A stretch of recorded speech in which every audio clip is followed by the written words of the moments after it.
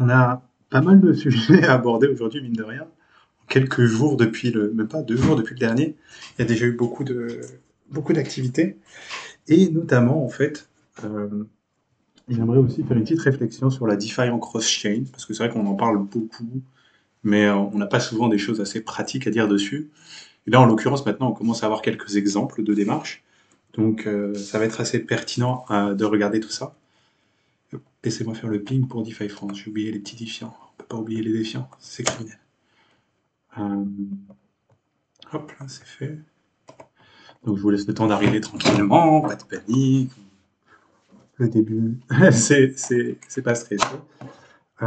Et j'en profite, oui, puisque c'est en début de stream en plus, donc c'est parfait, pour faire un petit point transparence. Parce que vous savez que moi j'adore ça, mais je suis pas sûr de vous l'avoir déjà fait à tous les niveaux en stream, donc comme ça, le temps que les gens se réveillent, ça me semble pas mal. Donc, juste pour être explicite là-dessus, toutes les vidéos que je fais, je les fais par intérêt personnel, parce que c'est des sujets que je pense pertinents et que j'ai envie de mettre en lumière, d'expliquer pour une communauté plus large. Je n'ai pas de rémunération donc par les projets en question, même quand je reçois des invités, ils ne payent pas pour venir, mais je pense que c'est évident, mais au cas où, voilà. Euh, alors après, bien sûr, j'ai des billes dans ce jeu, parce que je fais de la DeFi depuis un bon bout de temps maintenant, et vous comprenez bien que bah, la plupart des projets qu'on va mentionner, j'ai eu des interactions avec eux. Quand je dis avec eux, c'est-à-dire avec leur token, avec leur système, hein, pas la team qui m'a payé, pour être explicite. Donc j'ai eu des interactions avec ces projets de différentes manières, j'ai possédé du token potentiellement un jour ou à un autre. Quand on arrive à mes bagues, j'ai pas forcément envie de vous révéler mes bagues, mais je pense que, on va le dire comme ça, il n'y a pas de, il n'y a pas de décalage entre ce que je vous présente sur la chaîne et mes bagues. Donc, c'est-à-dire que, bon ben voilà, vous suivez mes lives depuis longtemps, vous savez à peu près quel projet je pense extrêmement pertinent pour la DeFi sur le long terme, et donc vous savez mes gros bagues. Mais je ne pense pas que ça soit nécessaire de vous faire un disclosure de ah j'ai tant de ça et de machin. Mais voilà, je pense que c'est important aussi d'être transparent avec vous là-dessus. Alors bien sûr, mes bagues n'influencent pas mon jugement, hein, mais c'est plutôt dans l'autre sens, quoi. C'est-à-dire que quand un projet est pertinent, qu'il fait quelque chose d'utile, que c'est bien construit, que c'est périn, que ça va sur le long terme de la DeFi, que ça va dans le sens de la collaboration, de la contribution, bah, bien sûr que je vais vouloir être intéressé dedans d'une manière ou d'une autre. Euh, mais voilà, c'est plus dans le sens de euh, le projet est pertinent après mon analyse, donc je m'expose à ce projet, que dans le sens de ah, on m'a filé du bac de ce projet, donc maintenant je vais vous le chiller dans la pleine tronche pour revendre tous mes shitcoins. Je laisse ça à d'autres. Euh, oui, donc ça c'est pour les bacs.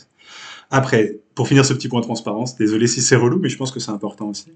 Euh, Au niveau du blog, tout ce que je fais est extrait de toute rémunération et de toute monétisation, ça c'est très important. La plupart des médias crypto ou des médias tout court, ils ont un modèle où ils se gavent sur vos données, ils mettent plein de pubs partout et c'est comme ça qu'ils se rémunèrent. En plus de faire du public postage et des posts sponsorisés et tout ça. Il n'y a rien de ça sur mon blog où je suis le seul unique éditeur jusqu'à la fin des temps, jusqu'à ma mort. Ça restera comme ça. Personne d'autre écrit sur ce blog. Par contre, j'ai maintenant des éditeurs qui m'aident à s'assurer que le contenu soit en bon français, le plus clair, le plus explicite possible. Sur mon blog, il n'y a donc aucune rémunération autre que le Gitcoin, qui est en gros une manière pour vous et pour d'autres de montrer leur appréciation pour mon travail, qui va au-delà du blog. Mais bon, voilà, j'ai choisi de consolider comme ça. Ça va peut-être évoluer dans le futur, mais je garde l'idée que, en fait, c'est un point important. Peut-être qu'il oui, il faut que je fasse avec vous. Ce que je fais, je ne considère pas ça comme un travail, puisque pour moi, le travail, c'est déjà une manière de penser sa contribution assez délétère. Et donc, justement, je préfère l'appeler contribution. Donc, une contribution se fait sans attente de rémunération. C'est le cas avec mon blog. Ça ne veut pas dire après que c'est impossible d'accepter paiement, mais ça sera toujours de manière volontaire et non nécessaire pour consulter le contenu. Donc c'est le cas actuellement aujourd'hui sur mon blog. N'importe qui peut aller le voir. Il est libre d'accès. Il est complètement libre de droit aussi. Ça c'est assez unique dans la DeFi. Donc ça veut dire que si par exemple, mettons un média chinois veut traduire mon blog, eh bien ils n'ont même pas besoin de me contacter. Tout ce qu'ils ont à faire c'est traduire un article qui les intéresse et après mettre un lien vers mon article original et ils auront respecté ma licence qui est donc très permissive, puisqu'en fait, elle implique que vous pouvez faire à peu près ce que vous voulez avec, du moment que vous gardez les mêmes conditions de partage initiales, donc c'est-à-dire accessible à tout le monde gratuitement, sans paiement. Euh, Dernier point donc sur le Twitch, où là bien sûr j'ai pas autant le contrôle du média, donc je peux pas faire quelque chose d'aussi propre que mon blog, donc il y a tous les compromis qui viennent avec Twitch, mais j'ai trouvé moi-même ma petite sauce pour essayer d'avoir quelque chose où je suis confortable avec, on va dire comme ça, quelque chose à la hauteur de ma vision, ou donc comme je vous le disais l'autre jour, j'envisage un mécanisme en gros d'équivalence, parce que c'est plus simple à plein de niveaux, par rapport au sub du Twitch à terme, où en gros, un minimum de 25% des revenus générés par les subs seront utilisés en crypto pour des choses communautaires, que ce soit de l'airdrop ou du support à différents projets. Je sais pas, je vais préciser tout ça. Mais donc une sorte de mécanisme de redistribution des subs. À terme, j'ai mis une barre de revenus que vous trouverez sur le blog, dans l'article en question qui annonce le Twitch. Voilà, c'est à peu près tout pour le point transparence. N'hésitez pas si vous avez des questions à ce niveau-là, parce que je pense que c'est important de savoir qui vous parle, de quelle perspective et avec quelle fin, disons-le comme ça. Ouais, peut-être si c'est pas explicite pour vous, moi, ma fin, c'est tout simplement de démocratiser le plus possible la compréhension de la DeFi, pas que la DeFi en elle-même. C'est-à-dire que je suis vraiment assez ferme sur le fait que euh, c'est pas une évangélisation de masse, quoi, pour l'instant. C'est pas l'idée de rameuter 40 milliards de personnes qui comprennent pas ce qu'ils font. Je préfère encore attirer des gens pas aussi nombreux qu'ils pourraient l'être, mais au moins qui ont une compréhension plus approfondie des enjeux, des outils et de comment tout ça fonctionne. Parce que je pense qu'on est encore à un stade où la perspective de chaque acteur importe.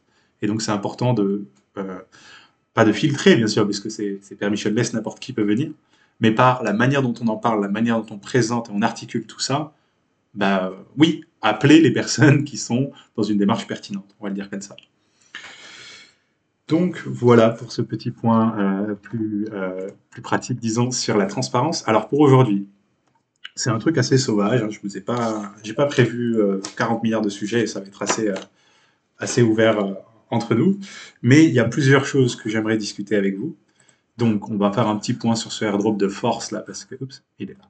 Parce que littéralement, il s'est lancé il y a 24 minutes, donc c'est tout frais. Mais avant ça, le gros du live, j'aurais peut-être deux sujets. Le premier, ça serait une réflexion en fait sur euh, on en parle du airdrop après le go, mais d'abord, petite réflexion cross-chain sur en fait oui, je l'ai mis comme ça dans le titre, je pense que c'est pas mal. La capture de valeur cross-chain. Salut le co et salut tout le monde, ouais, ça fait plaisir de vous voir là. Sur la capture de valeur cross-chain, parce qu'on commence à avoir la situation à plusieurs niveaux, donc de projets, bon, le plus souvent c'est des projets donc, Ethereum, initialement, basés sur Ethereum, avec un token de gouvernance sur Ethereum qui a déjà une value capture sur Ethereum, qui se lance sur une autre chain. Et se pose donc la question de la capture de valeur, notamment en termes de l'activité de l'autre, ce qui se passe sur l'autre chain, où est-ce que ça va, quoi. Et là, ça dépend aussi des spécifiques de chaque projet, puisqu'il peut y avoir, mettons que le mécanisme de capture de valeur, il est souvent construit, pas souvent, quasi systématiquement, en fait, je vois pas comment faire autrement, il est construit sur leur token de gouvernance. Et généralement, ce token de gouvernance, il existe initialement sur Ethereum, parfois il est wrappé sur d'autres chains, mais il n'y a pas que le token de gouvernance, il y a aussi tout un système, par exemple, pensez à Farm, il y a tout le système du profit sharing, du iFarm, qui lui existe que sur Ethereum. Donc même si vous voulez faire une distribution, redistribution des profits BSC, ça implique une certaine complexité. Entre autres, il ne faut pas oublier aussi que si un projet initialement basé sur Ethereum veut capturer la valeur générée sur toutes les sous-chaînes, donc là, moi j'appelle ça dans ma tête l'approche vassalisée. Je pense que ça vous explicite bien le truc.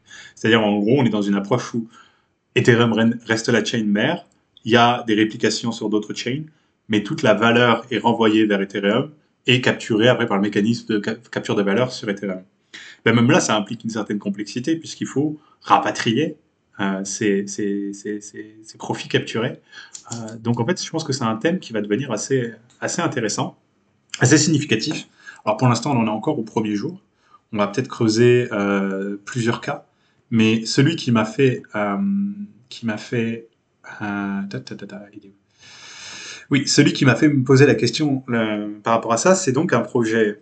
Alors, BSC, mais paniquez pas, je vous en parle pour la réflexion, hein. Vous faites ce que vous voulez après. C'est un projet initialement sur BSC qui est Ellipsis Finance, qui a quelque chose d'intéressant au niveau de, ça s'appuie sur Curve, c'est une sorte de fork de Curve, où ils ont, comme ils disent en anglais, un gentleman agreement avec l'équipe de Curve. Donc c'est quoi un gentleman agreement? Enfin, c'est ce que je suppose parce qu'ils sont pas exactement explicites, mais en gros Curve a reconnu qu'il y a une sorte de licensing.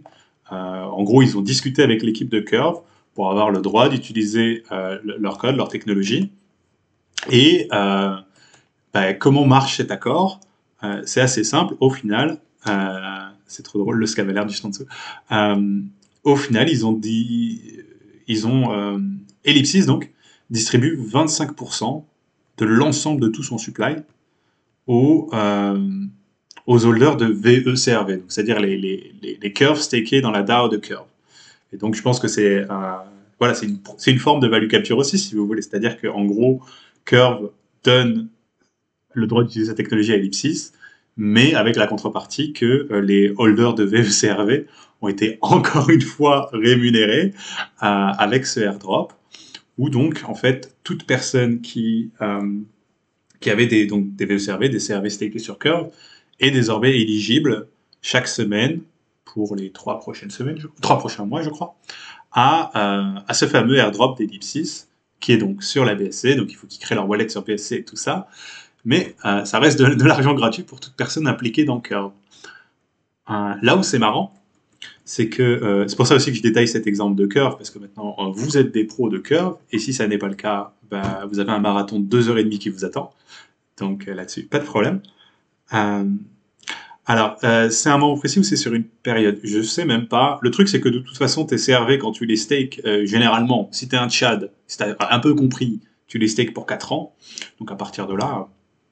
Mais ouais, la distribution, c'est sur 3 mois, il me semble. Avec distribution chaque semaine. Donc. Et oui, là où c'est super intéressant aussi, c'est que, comme je vous le disais, donc cette EPS, 25%, un quart du supply distribué aux holders de VECRV, donc CRV staké dans Curve, quel que soit le lock, qui, euh, qui compte parmi ces gros holders de VECRV? Eh bien, en fait, deux DAO, faut pas oublier, qui sont donc Yearn et StakeDAO. Donc, pour ceux qui savent pas pourquoi, là, ça commence à devenir dérangeant, mais c'est pas grave, on va le refaire juste une fois de plus. Je vous rappelle que Yearn a ce fameux IVECRV, il est où? Ils ne le mettent plus en avant comme avant, tiens, c'est marrant. Allez, quelle horreur cette interface. Donc, Yearn a un vault qui en fait accepte les tokens Curve CRV et les verrouille à vie. Ils sont ensuite utilisés, donc ça apporte une rémunération aux déposants, bien sûr, qui peut être intéressante, et surtout ça a un intérêt stratégique, c'est peut-être celui-là en fait, c'est un intérêt stratégique, euh, ouais c'est ça, c'est celui-là le IVECRV, mais dis donc le taux de retour il est plus génial. Bref, et donc ça a un intérêt stratégique euh, pour Yearn, puisque ça donne après à Yearn une capacité de boost très importante, proportionnelle au CRV déposé, mais là vous voyez, il y a quand même 11 milliards 11 millions, pardon, on va se calmer, 11 millions de dollars déposés dans le vol, donc je vous laisse faire le calcul de combien de CRV ça représente, mais ça fait de quoi booster un peu leurs autres volts, quoi. Donc c'est toute une synergie, c'est un peu la même logique chez StakeDAO, où donc vous avez un vault pareil qui vous propose de verrouiller perpétuellement vos CRV, et donc c'est le fameux VECRV StakeDAO. Bon, l'API se charge pas, je sais pas pourquoi, mais on s'en fout. Et donc c'est la même logique, vous déposez ces CRV dans un vault StakeDAO, ça donne à StakeDAO la capacité d'utiliser ces CRV en VECRV du coup pour booster les différents vaults et potentiellement même voter sur weight cause qui les intéressent le plus, les plus pertinentes pour eux. Et en échange, vous avez les rewards donc de ce repool qui correspondent au staking sur Curve, plus un boost. Ça dépend des systèmes. Par exemple, là, il me semble que sur le Vault StakeDAO, il vous paye, il n'y a pas l'API, mais il vous paye en SDT. Donc ça peut être aussi intéressant. C'est assez logique pour aligner les intérêts, disons, sur le long terme. Donc sur la période de lock des CRV minimum pour que ce soit rentable, là c'est à toi de voir en fonction de ta situation, de ta spécificité, de tout ça. Mais pour moi, les Tchad, ils verrouillent 4 ans, hein. C'est aussi simple que ça. D'ailleurs, en fait, c'est pas qu'ils verrouillent 4 ans, hein. Les Tchad, ils verrouillent à perpétuité. C'est, j'ai bien aimé ce tweet Crypto Yield Info, c'est un Twitter assez intéressant, bon, un peu biaisé aussi, mais c'est pas grave. Qui parle en gros, pour lui, il y a une crise de liquidité imminente sur CRV, qui est en gros, il y a tellement d'intérêt à verrouiller ces CRV qu'en fait, c'est pas impossible qu'on aille dans une situation de lock de plus en plus conséquente, quoi. Parce que, ben même je vous rappelle que déjà, quand vous loquez pour 4 ans, ça déloque progressivement et donc vous perdez progressivement en capacité de boost et ainsi de suite. Donc vous pouvez être amené à, par exemple, reverrouiller au bout de 6 mois ou 1 an pour revenir à votre capacité maximale et initiale de boost, de collecte de profit, ainsi de suite, et le taux de VECRV maximal, quoi. Donc c'est vraiment un mécanisme où il y a beaucoup d'incentives à être engagé dans le long terme avec ce système. Et oui, ça aligne. Bon, vous connaissez mon avis sur Curve, on va peut-être pas le refaire. Merci à VanFR pour ton prime, ça fait plaisir. Mais donc là où c'est intéressant, c'est que ce petit fork de Curve, mine de rien, bon, déjà peut-être parce qu'il existe sur la BSC avec les frais réduits et tout ça, ça a de l'intérêt pour eux, mais bon, avec les compromis de sécurité qui vont avec, mais ils ont quand même attiré une TVL assez impressionnante, puisqu'ils sont à 2,5 milliards maintenant, je crois, ouais, c'est ça. Donc c'est déjà presque un petit balancer, le truc. Et notamment, ça a attiré l'attention aussi de pas mal de gens actifs sur Ethereum et sur Curve vers BSC. Après, est-ce qu'ils vont je pense que voilà, c'est pas non plus une allégeance de long terme, hein. C'est voilà, ils vont ramasser de l'argent gratuit. Mais je trouvais cette réflexion intéressante, si vous voulez. C'est-à-dire, ben voilà, moi je trouve que ça assez, c'est une posture assez, comment dire, assez équilibrée de la part de l'équipe de Curve, dans le sens où, bon, les gars, ils vont pas aller faire un truc sur BSC, et ils ont envie de se concentrer sur d'autres choses. Pourquoi pas, tant mieux. Mais du coup, voilà, il y a cette équipe-là qui vient et qui veut construire l'équivalent de Curve sur BSC. Bah, pourquoi pas, encore une fois. Et ils trouvent des termes arrangeants pour les deux. Donc d'un côté Ellipsis, eh bien, ils ont accès à une technologie qui a fait ses preuves, disons, à un code solide, et sans doute aussi à une sorte de, j'ai pas envie de dire support client, mais conseil de la part de Curve. Après, ils sont pas très explicites non plus. C'est pas, ils les appellent pas partners ou quoi que ce soit, hein, donc faut être attention là-dessus. Ils parlent juste de licensing, donc de licence, droit d'utilisation de leur service. Et côté Curve, eh bien, a priori, ils comptaient pas aller sur la BSC de toute manière. Donc voilà, maintenant ils sont sur la BSC secondairement grâce à eux. Et de toute manière, ils garantissent que les gens impliqués dans Curve ont une grande part du supply total du projet, puisque un quart du supply leur revient. Et donc ça veut dire tous les services construits sur Curve ou autres ont le droit à cette rémunération. Et là où c'est assez intéressant, c'est que par exemple, je vous disais tout à l'heure, les gros holders de Curve, ils se retrouvent avec un joli petit paquet qui savent, où ils doivent décider en fait quoi faire. Et en fait, par exemple, sur Ion, il y a eu une petite discussion dans la gouvernance. Je vais peut-être vous la mettre dans le chat. C'est toujours intéressant de lire les gars. Donc, il y a eu une petite discussion dans la gouvernance pour savoir, bon, bah écoutez les gars, qu'est-ce qu'on fait de ces VECRV, pardon. C'est EPS, donc le token Ellipsis, qu'on reçoit chaque semaine. Et notamment, il y avait des discussions un peu sur la stratégie. Est-ce qu'on les claim maintenant avec un burn ou est-ce qu'on les dépose? Donc voilà, ça je vous laisse voir. Il y a un petit mécanisme, un petit jeu assez intéressant côté Ellipsis en fait, où pour mobiliser vos EPS immédiatement, vous devez renoncer à 50% de ce que vous pouvez claim chaque semaine. Et après, il y a tout un mécanisme de l'autre côté où ceux qui stake, lock leurs EPS maintenant récupèrent en gros ce rendement-là. Euh, donc ouais, ça je pense qu'on va avoir des thématiques comme ça de plus en plus en fait, de questions de comment distribuer la valeur cross-chain. Euh, alors oui, encore une fois, c'est pas du tout une recommandation ou quoi que ce soit sur EPS, hein, c'est plus, voilà, comme je vous ai beaucoup parlé de Curve, je me dis qu'il y a peut-être certains d'entre vous qui sont impliqués sur Curve, et c'est plus sur la réflexion de redistribution, capture de valeur cross-chain, quoi. Encore une fois, bah là, si vous êtes impliqué dans Curve, vous avez donc de l'argent qui vous attend là-bas. Après, rien ne vous empêche de claim avec les 50% de burn chaque semaine et de les dump immédiatement. Prendre votre argent et de vous casser, hein. Il n'y a pas besoin de faire confiance à quoi que ce soit.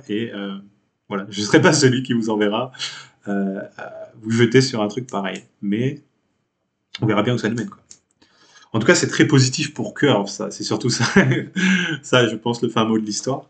Euh, c'est ouais, une sorte de petite rémunération surprise pour les holders de Curve. Qui dit que ça ne se reproduira pas. Euh, oui, alors après, CRV, en effet, là je vois dans le chat, c'est pas c'est quand même, vu les coûts en gaz, c'est un jeu qui fait du sens sur des capitaux assez conséquents, quoi. Euh, je, je veux pas te donner de valeur, mais clairement 500 $ sur Curve, tu vas pas aller bien loin, quoi. Euh, Ce sera plutôt, ouais, je sais pas en fait. Ça dépend vraiment des positions que tu vas créer. En soi, un dépôt dans ouais, une interaction, disons, secondaire avec Curve, tu peux déjà faire des choses pertinentes avec je sais pas, 5 ou 10 peut-être. Euh, Donc faisons les choses dans l'ordre. Il y a un petit point sur les swaps que je voulais vous faire, mais ça on va y venir après.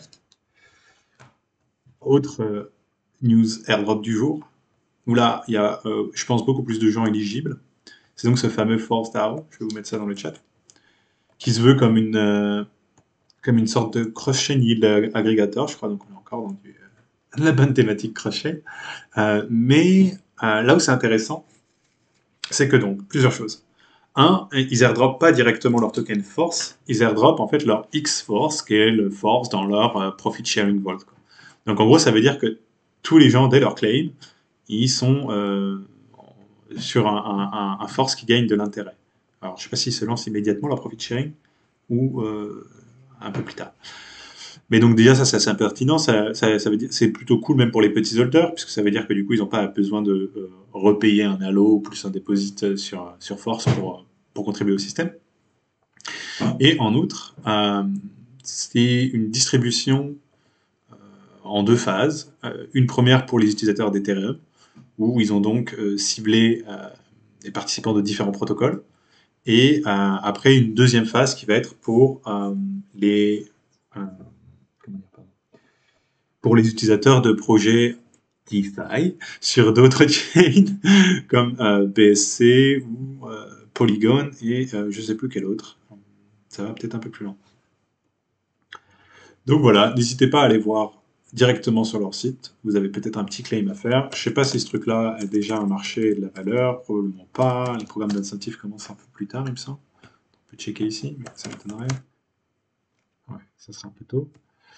Euh, Bon, attendez, on va voir ça. Il est où ce petit force token? Vous mettez même pas la token adresse. Ouais, peut-être qu'elle sera là-dedans.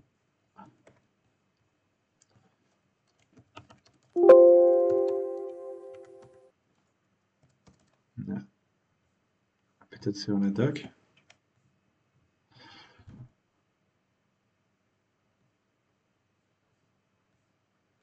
Hmm. Ah, voilà, on a l'adresse du token. Alors, est-ce qu'il y a déjà des DEX trades? Eh bien oui. Donc voilà, vous avez une idée du prix. Ça se trade sur Sushi apparemment. Et 800 force vous donne 0,5 Ether. Pour ce que ça vaut, s'il y en a qui veulent dump ça. Et donc vraiment sur Sushi apparemment plutôt que... Ouais, c'est bon, il y a déjà l'adresse. Parfait. Euh, et donc, ouais, à voir après. Après, il y a quand même, voilà, ils ont vraiment réfléchi pour faire un petit programme où, comme ils expliquent là dans leur thread, bon, après avoir, hein, mais où en gros, il vous donne déjà un truc qui a une interest bearing, et après, il y a les pools qui commencent, mais qui commencent quand? Putain, c'est un vieux thread ça en plus. Peut-être ça a changé. Euh, je sais plus. Mais en gros, voilà, il y a des options, il y a de quoi faire avec vos tokens. Donc là, pareil, c'est à vous de voir quel est le plan que vous préférez. Mais c'est pas forcément systématique que ce soit plus intéressant de dumper.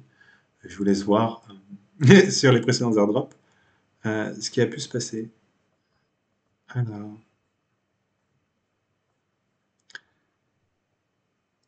donc, Popsicle Finance, j'ai même pas suivi. Tellement d'airdrops en ce moment, ça devient dur de juste garder la trace. Ouais, ça en devient presque marrant. Alors, quelqu'un lui me demandait un point sur les fondamentaux de l'Ether en ce jour de Pound. Pourquoi pas? Pourquoi pas? On va y venir. Mais ouais, je vais peut-être garder ça pour après. J'avais quelques autres petits sujets, notamment. Alors, je vous en parle. Peut-être parce que c'est moi qui l'ai écrit, mais pas que. Euh, En termes de swap, il y a une petite documentation puissante d'un service très intéressant qui s'appelle Learn to Swap. Alors, certes, elle est en anglais, mais euh, elle a. Je pense qu'elle vous apprendra pas mal de choses, si vous comprenez l'anglais en tout cas. Parce que elle est vraiment faite, en fait, c'est une documentation non technique, donc pour Paraswap, que vous connaissez sans doute, agrégateur de swap, de DEX, où vous allez pouvoir. L'idée, c'est d'expliquer, donc encore une fois, non technique, donc d'un haut niveau, qu'est-ce qui se passe concrètement avec un outil comme Paraswap pour optimiser vos swaps. Qu'est-ce qui est fait en arrière-boutique ou de manière sous-jacente pour trouver les meilleurs prix, réduire l'impact du gaz, réduire le slippage ou des choses comme ça. Donc ça, franchement, moi je suis toujours assez surpris de voir, il n'y a pas une compréhension, disons, très fine toujours des swaps, et pourtant c'est un peu euh, un des verbes primitifs de la DeFi. Donc voilà, je vous invite à voir par là-bas, je pense qu'il y aura des choses à apprendre. Et bon, je vous rappelle que voilà, en termes d'agrégation de swap, il y a pas mal de choses qui se passent. Euh, et c'est un marché assez dynamique. Et surtout, on commence à avoir des orientations un peu différentes. Donc on a le fameux poney One Inch un peu vénère qui est parti faire des swaps sur BSC, bah, tant mieux pour eux. Et ça montre un peu aussi des choses, je pense. Côté Paraswap, l'orientation est un peu autre, et comme d'habitude, c'est pour ceux qui connaissent Mounir et comprennent bien quel est l'objet. L'objet, c'est optimisation, efficacité et décentralisation. Et ça l'a toujours été depuis le premier jour. Et donc, ça continue son petit bout de chemin, quoi. Je vous rappelle que la V3 de Paraswap, qui a été rendue disponible, il me semble, en janvier, peut-être février, a déjà réduit les coûts en gaz effectif de 30%. Ouais, Tony, on va reparler de Faye tout à l'heure, je le garde dans un coin, t'en fais pas. Et est-ce que j'ai le droit de vous dire ça? Oui, Mounir a déjà balancé l'info. Donc Paraswap a une prochaine mise à jour qui arrive, la fameuse P4, où on s'oriente vers une nouvelle réduction des frais en gaz effectifs de l'ordre d'encore 30% cumulés sur la précédente. Donc là, on va vraiment être sur des situations extrêmement intéressantes, sachant que bon, déjà à l'heure d'aujourd'hui, hein, pour de très nombreuses paires, notamment les swaps e-stablecoin et plein d'autres, Paraswap est tout simplement largement meilleur en termes de prix que n'importe quel autre service d'agrégation. Donc voilà, ça je vous laisse voir tranquillement. Et oui, vu qu'on avait le petit point transparent, je vais peut-être vous le dire comme ça aussi. Donc j'ai contribué à un moment donné à Paraswap. Maintenant, j'ai pas forcément autant de temps qu'avant, mais ça m'est juste parce que c'est un projet pertinent, comme ça m'arrive de contribuer avec d'autres projets. Euh, donc vraiment, allez lire Learn to Swap, link est plus haut. Je pense que beaucoup auraient des choses à apprendre à ce niveau-là, euh, pour, euh, ouais, pour juste mieux saisir en fait qu'est-ce qui se joue au niveau de l'agrégation, parce que c'est vrai que avec la multiplication des DEX et maintenant des chains, ça va devenir un truc vraiment de plus en plus dense en fait, et parfois un peu dur à comprendre. Ok. Euh, alors, côté, on me mentionnait dans le chat, le petit Faye. C'est vrai que Faye.money. Ça se présente plutôt bien pour Faye. On est à combien? Oh, donc il nous reste encore 2 heures. Et, ah oui, on dirait que les dépôts s'excitent beaucoup et le taux de pré-swap se réduit pas mal. Donc plutôt intéressant. Donc j'avais fait un tweet, je crois, hier, où je vous disais, je sais plus, on devait être à 120. Non, c'était pas hier, c'était peut-être avant-hier. je vous disais, on était à 125 000 Ethers déposés, je crois, ce qui n'était déjà pas une mince somme. Mais là, on est maintenant donc sur 400 000, donc plus du double par rapport à ce tweet qui devait être hier. Et ce qui est intéressant aussi, c'est de voir un peu. Moi, un truc, je m'y attendais, mais c'est quand même assez curieux. Aïe. Est-ce que vous avez des lags tous ou c'est juste Mike Nanda? C'est donc en fait initialement, le taux de pré-swap, il était plus dans les 65-70% sur les premiers dépôts. Et maintenant, en fait, il a presque renversé dans l'autre sens, où c'est un tiers, peut-être 40% des is déposés qui sont commit pour le pré-swap. Merci pour la confirme. Donc, a priori, ça va côté audio. Et ça, je pense, c'est assez intéressant. Je pense que ça montre un peu aussi les différentes populations. Alors, c'est du pur. Je n'ai même pas regardé la data on-chain. Hein. C'est du pur guessometer, disons, du pur estimation. Mais c'est qu'en gros, comme il n'y a aucune différence entre un dépôt à la première minute de la genèse et à la dernière, je pense que on voit la plupart des gens, comme on le disait déjà dans le live, qui ont attendu plutôt la dernière minute pour commit, et notamment des profils, disons, un peu plus prudents dans ceux qui committent à la dernière minute, puisqu'ils pré-swap moins en proportion que ceux les premiers déposants. Donc je pense qu'on voit vraiment un peu à haut niveau des deux populations, c'est-à-dire population plus spéculatrice qui arrivait très tôt, qui a déposé, qui a maximisé le swap vers Tribe, et là, disons, comme je disais, une population un peu plus prudente, qui attend de voir comment le truc se déroule, qui dépose plus tard, et qui part sur un pré-swap plus faible. Au final, c'est tant mieux pour le projet, parce que c'est vrai qu'au début, moi, ça m'inquiétait un peu, ce taux de pré-swap dans les 69-70%. Ça aurait été excessif, je pense, pour le lancement. Il y aurait eu en fait, trop de valeur en Tribe et trop peu en Fail. Donc là, a priori, ça s'équilibre bien. Et donc les prochaines étapes pour... alors je ne vais pas vous refaire tout fait, je vous rappelle qu'il y a un live là-dessus si vous avez raté ça. Et les prochaines étapes à ce niveau-là, c'est donc dans 2 heures, vous pouvez claim vos tokens. Donc autant vos fails que vos tribes obtenus grâce à votre contribution en fail. 10% des fails sont airdrop, 10% des tribes sont airdrop aux gens qui ont commit dans cette pre-sale, dans cette genèse, pardon. Et après, il me semble que c'est demain que se lance le programme d'incitation sur la pool Fay Tribe sur Uniswap. Donc la pool entre le stablecoin du système et Tribe, le token de gouvernance. Et ouais. Si quelqu'un peut mettre dans le chat le lien du live sur Fay pour Dodo. En gros, le pré-swap, c'est une décision que tu fais pour... en gros, par défaut, tu commits, tu as du Fay, qui est donc le stablecoin du système. Et après, tu peux choisir de pré-swapper, donc d'échanger une partie de tes Fay pour du Tribe. Et donc pré-swap, parce qu'en fait, ce swap va se faire tout d'un coup au lancement du système, lors de la genèse, pour éviter justement tous les problèmes de on lance la pool, et puis maintenant il y a un nouveau token, il n'y a pas beaucoup de liquidité, il y a des gens qui s'excitent dessus, il y a des gars qui font des fois 50-10 minutes, et pendant ce temps-là, la valeur est extraite, mais ça sert à rien. Quoi. Donc c'est voilà, l'idée d'avoir une sorte de lancement un peu plus fair, et ça je pense que c'est vraiment bienvenu.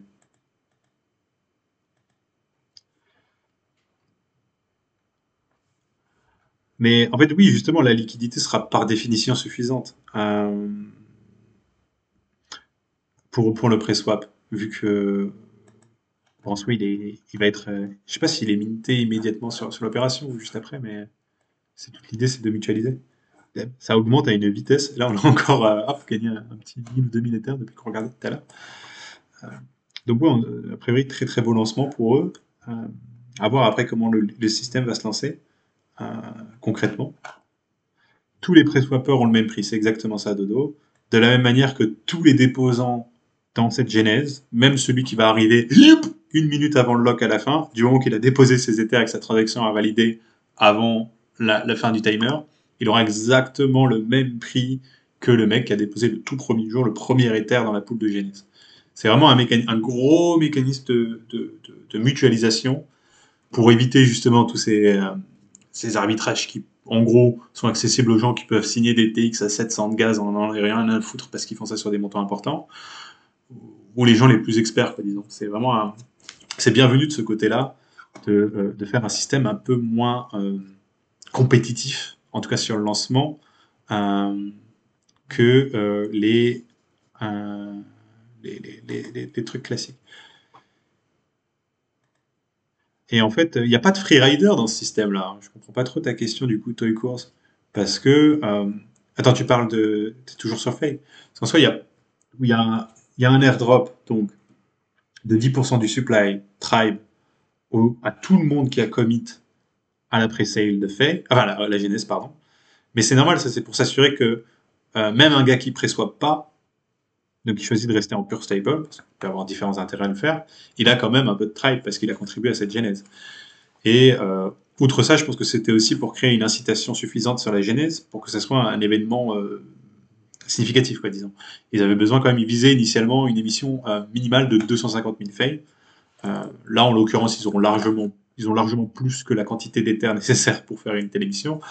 Euh, mais voilà, c'était aussi une idée pour le projet en lui-même, il fallait qu'il atteigne une certaine taille critique assez rapidement pour avoir capacité à, après, être pertinent quand ils vont aller frapper à la porte de, je sais pas, tel money market ou tel truc pour leur dire, hey, coucou, on aimerait bien qu'il y ait fait en collatéral là-dessus, ou les différentes intégrations. Donc ouais, on va continuer, c'est un peu notre petit bébé maintenant fait, on va continuer à suivre ça. Mais ouais, ça m'intéresse pas mal. Et ça s'inscrit en général dans une, comment dire, moi j'appelle ça un algo spring. Alors même si c'est pas un stablecoin algorithmique fait, hein, d'inspiration algorithmique, disons. Parce que en parallèle de ça, il y a mes petits chouchous d'algo stable, donc les bons vieux Basis, ESD, DSD, Miscash et tout ça, qui sont en train de faire une sorte de renaissance avec des V2 assez ambitieuses, voire des V3 pour certains projets, parce que leur V2 a été un flop misérable. Bonjour Miscash. Mais ouais, donc c'est vraiment, on sent qu'il y a de l'intérêt pour ça en ce moment. Comme je vous le disais, il me semble sur le live fake justement, ça reste pour moi la question à, mais allez, 500 millions de dollars facile, voire un ou 2 ou 3 ou 10 trilliards. Parce qu'à terme, quelle va être la valeur stable représentée sur Ethereum? Je rappelle qu'il y a déjà 60 milliards en stable sur Ethereum aujourd'hui, et dont 58 milliards, 59 milliards en stablecoin centralisé, où en gros, c'est comment dire, c'est du ratio 1-1 avec du vrai dollar dans un compte en banque quelque part et tous les compromis qui viennent avec.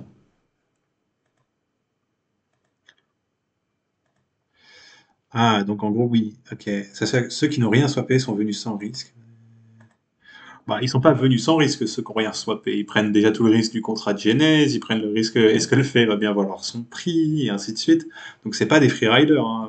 Freerider, c'est vraiment le gars qui arrive à extraire de la valeur de ton système sans s'impliquer dedans. Là, c'est pas le cas. Et après, bon, est-ce qu'ils vont pas dumper leur fay au début, ça, ou pourquoi pas, mais en soi, si le token a vraiment de la pertinence, il fera son bout de chemin.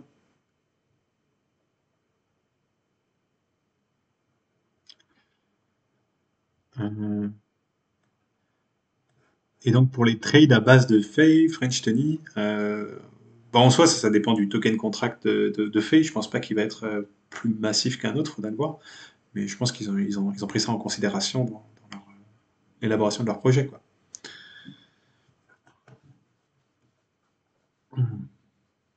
Donc ouais, ça c'est pour Fay, mais vous inquiétez pas, je pense que j'y reviendrai dessus bah, une fois qu'on aura un peu de recul sur la fin de la GNS, parce que là, bon, quand ça se finit en 2 heures, on n'aura pas le temps de. Je pense qu'on sera plus live d'ici là, mais on verra ça tranquillement après, quand on aura, je sais pas, peut-être mardi ou prochain live que je fais, où on a un peu le temps de voir. Ah, on a le recul pour voir ce qui s'est passé à ce niveau-là. Alors, j'avais d'autres petits trucs, c'était quoi ça? Hop, c'est Force Down. Alors, oui, plusieurs trucs. Oui, voilà. Le point sur les terres. Je ne sais pas si c'est pertinent, mais ouais, j'avais vu une question dans le chat là-dessus. Après, je pense pas non plus que je sois la meilleure personne pour vous le faire, mais bon, les fondamentaux sont quand même assez solides et simples à comprendre, je pense. Mais oui, alors avant ça, déjà, le petit point NFT. j'ai payé mes cadeaux. Et chose intéressante, j'ai reçu mon tout premier cadeau NFT d'une personne inconnue. Donc, je me suis dit que le minimum, ça serait de lui faire un petit coucou. Et en plus, on me prend par les sentiments, puisque c'est un petit tableau parisien, qui est donc créé par Anna. J'ai pas réussi à avoir beaucoup d'infos sur elle, hélas. Même pas réussi à la contacter, je crois pas qu'elle a un Twitter. Mais voilà, ça fait plaisir. Donc, n'hésitez pas à me donner tous vos NFT. Mais voilà, je vous promets au mieux et au max ce que je viens de faire là, si le NFT a un minimum de pertinence.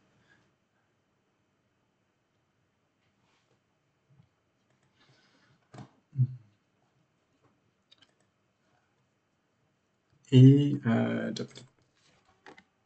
de mon côté de l'eau, il y en a une autre qui a été gagnée sur le dernier live par un éditeur Token Brice. On est donc descendu à 13 de l'eau. Et il me reste un encore. J'ai pas encore payé le dernier qui était le fameux Legends of Cryptonia. Mais ça va venir. J'ai pas encore reçu l'adresse du gagnant lors du dernier live de jeudi. Alors, peut-être un autre point important qui est un peu en train de se mettre en place. Non, je sais pas, non, ça serait prendre les devants. Mais sachez qu'on va avoir, voilà, on va le faire comme ça. On a pas mal de choses qui sont en préparation côté DeFi France. Pour l'instant, je vous en parlais à un assez haut niveau, mais ça commence à s'articuler un peu mieux. Donc, je pense que je peux vous donner un peu plus de détails sans être, sans trop engager les teams impliqués, disons. Donc, on a une réflexion, comme vous le savez bien, qui tourne depuis un petit bout de temps maintenant, mais qui enfin a avancé et s'apprête à aboutir, pour en fait réfléchir à la thématique de comment on structure la communauté pour que ça reste quelque chose de qualitatif sur le long terme. Et on a, disons, une compréhension assez forte tous que le nombre c'est sympa, mais avec le nombre vient des problèmes d'organisation, de modération et ainsi de suite. Et, ça peut entraîner tout un tas de petits jeux et pertes de qualité, disons, qui sont assez indésirables. Et honnêtement, qu'on a déjà vu à un certain niveau sur les chats DeFi France à l'heure d'aujourd'hui. Donc il y a un premier axe de réflexion qui est au niveau du Discord, puisque c'est là que ça va se passer, et qui consiste en fait à réfléchir à un système qui va permettre de reconnaître de manière plus honnête les différentes contributions des gens. Et voilà, alors il y a plein de choses qui sont en train d'être élaborées et mises en place, mais c'est vraiment un système qui va être construit sur le Discord au travers de vos réactions aux messages qui vont pouvoir, voilà, si quelqu'un répond à une question avec un grand niveau de détail, vous allez pouvoir mettre une réaction pour reconnaître sa contribution et ainsi de suite, peut-être même des mécanismes pour pérenniser les messages les plus pertinents. Et c'est vraiment, si vous voulez, en fait, voilà, le raccourci, je le mets comme ça peut faire peut-être peur aux gens, mais c'est juste un système qui reconnaît que la valeur de chaque, comment dire, la parole de chaque personne n'a pas la même valeur. Et c'est pas forcément la parole de chaque personne, au fond, on s'en fout un peu de qui parle, mais chaque parole n'a pas la même valeur. C'est-à-dire le Kekos qui arrive et qui demande hey, yo, New ICO, Polkadot, là, ça pump ou pas. Bon, ben lui, à part être un pur parasite qui n'apporte rien au chat, il sert à rien. De l'autre côté, un mec qui vient nous partager une analyse intéressante sur un nouveau projet que les gens n'avaient pas forcément repéré et qui nous met en avant que, ah tiens, regardez, pour leur distribution, ils ont choisi de faire, je sais pas, un airdrop avec vesting de telle sorte qui n'avait pas été fait avant, ça peut être pertinent pour les trucs. Lui, il apporte quelque chose. Et donc, moi, j'ai aucun problème à foutre une grosse claque dans la tronche du mec qui vient pourrir le chat avec ses spams de merde. Mais par contre, de l'autre côté, mettre en valeur, mettre en avant, voire même rendre plus visible le message de celui qui a apporté une vraie contribution. Donc là, bien sûr, je vous donne des exemples schématiques. Et heureusement pour moi, qui suis un peu bourrin, c'est pas moi qui suis aux manœuvres là-dessus. C'est donc un membre de la communauté qui s'est impliqué beaucoup. Bon, je pense qu'il oui, il se révélera quand il sera prêt. Mais donc voilà, c'est vraiment l'idée d'avoir toute une infrastructure sur le Discord. Et je sais que le Discord actuel est un peu chaotique, mais ça aussi c'est dans les plans. Pour en faire une sorte ouais, de salle de discussion, mais vraiment plus structurée et organisée. Et où l'échange peut vraiment se faire entre les initiés et les novices, quoi. C'est l'objet. Et on est aussi très sensible, bien sûr, au fait que, je ne veux pas vous faire peur à ce niveau-là, hein, mais donc je disais, l'objectif c'est avoir une infrastructure qui permet de maintenir la qualité exceptionnelle qu'on a observée, surtout sur les premiers jours et encore aujourd'hui dans la plupart des contributions, euh, bien qu'on va avoir de plus en plus de membres, c'est comme ça, on va pas fermer les portes. Et donc voilà, c'est un peu équilibrer ces deux thématiques-là, quoi. Et on garde aussi comment dire, moi, il y a plusieurs choses qui me motivent dans ce système, notamment le fait que ben, le scénario actuel, bien qu'il soit assez simple, reconnaît des cas d'utilisation qui existent et qui sont bénéfiques. Par exemple, pour vous expliquer ça, le stalker, celui qui ne poste pas, mais qui potentiellement réagit, donc fait une forme de curation en faisant remonter les messages pertinents, pourra avoir une forme d'intéressement dans tout ce système-là. Donc c'est-à-dire que on est sur le Discord, mais en soi, il n'y a même pas besoin de parler pour être impliqué dans ce système qui va arriver. De la même manière, poser de bonnes questions ou répondre à des questions pourra être aussi une manière de s'exposer à cet intéressement. Donc voilà, on va tester différentes choses, c'est quelque chose qui va se mettre en place progressivement, on communiquera là-dessus de toute manière en temps voulu. Mais ouais, je pense que c'est pas mal de vous en parler aujourd'hui parce qu'en fait, c'est un peu la phase 1 d'un plan qui a déjà 3 à 4 phases prévues et potentiellement plus qui vont venir se greffer. Et donc à côté de ça, on a également, allez, on peut en parler aussi, ça c'est cool. On a également une team qui bosse, donc une team qui est dirigée, je sais pas, enfin en tout cas chapeautée, on va le dire comme ça, par Arthur, qui est donc assez habile en gestion de projet pour s'occuper du site de DeFi France. Puisque oui, depuis 2 ans qu'on existe, on n'a toujours pas de site, je le sais bien. Mais tant qu'à faire, on s'est dit qu'on n'allait pas faire un site purement vitrine qui sert à rien, mais quelque chose d'un peu plus interactif et pertinent par rapport à notre mouvement. Et donc c'est tout l'objet, il y a tout un axe de réflexion là-dessus. Euh, ça va aussi, ça suit son chemin, ça arrivera quand ça arrivera. Au-delà de ça, il y a d'autres choses dans les cartons, notamment moi j'ai un projet personnel qui me tient à cœur, qui amènerait une forme de jeu social dans la communauté DeFi France, s'appuyant sur des NFT. J'ai pas tellement envie de vous en dire plus pour l'instant parce qu'il reste des choses à préciser et c'est peut-être celui le moins précisé du lot, donc voilà, c'est celui qui arrivera probablement le plus tard. Euh, mais l'idée, c'est vraiment de structurer tout ça le plus possible. Et encore une fois, si vous voulez participer à cette aventure, n'hésitez pas à venir nous contacter. Oui, on va peut-être, oui, on réfléchissait aussi à comment structurer ça plus proprement. Bon, pour l'instant, je vais encore, voilà. N'hésitez pas à venir, mettez un message sur le Discord même, pour dire que vous voulez contribuer, ça reste peut-être le plus simple. Et concernant le Telegram ne va pas mourir, mais il est possible qu'il passe en lecture seule ou quelque chose comme ça. On vous donnera toujours un accès via Telegram, car on sait que c'est quelque chose d'utile. Mais maintenant, il faut comprendre que Telegram est absolument impraticable à tous les niveaux pour n'importe quelle construction. Donc, soit vous voulez une sorte de fil dégueulasse à 15 000 messages par jour, on n'y voit rien, ça c'est Telegram à terme, soit on migre quelque part ailleurs, on peut vraiment faire quelque chose d'abouti pour structurer, et ça s'appelle Discord. Après, je suis conscient aussi qu'il y a des gens qui veulent juste lire le fil et sont pas forcément intéressés par participer. Donc dans ce cas-là, ça se passera, il y aura peut-être un accès maintenu sur Telegram. Mais voilà, on réfléchit à comment faire la transition habilement. Mais je pense que vous comprenez bien que depuis le temps qu'on vous parle du Discord, bon après je sais qu'il n'est pas encore extrêmement abouti aujourd'hui, mais vous inquiétez pas, il y a toute une refonte même de l'organisation des channels et tout ça qui va arriver. Et je suis confiant que quand le projet de ce nouveau Discord aura abouti et la réorganisation et tout ça, ça sera évident que c'est beaucoup plus pratique, beaucoup plus accessible, beaucoup plus clair, beaucoup plus simple d'échanger sur Discord pour tout le monde.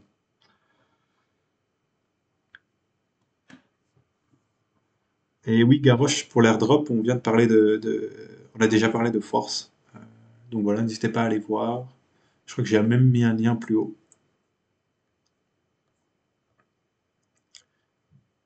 Non, pas de souci, t'excuse pas.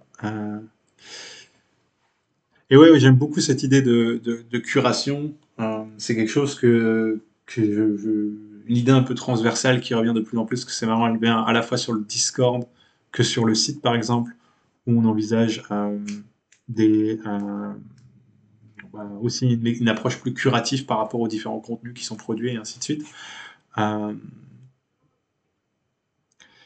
et donc Julien Cripp qui nous propose son aide au niveau de développement de smart contract. Alors oui, là, t'inquiète pas qu'on a toujours des besoins à ce niveau-là, d'une manière ou d'une autre.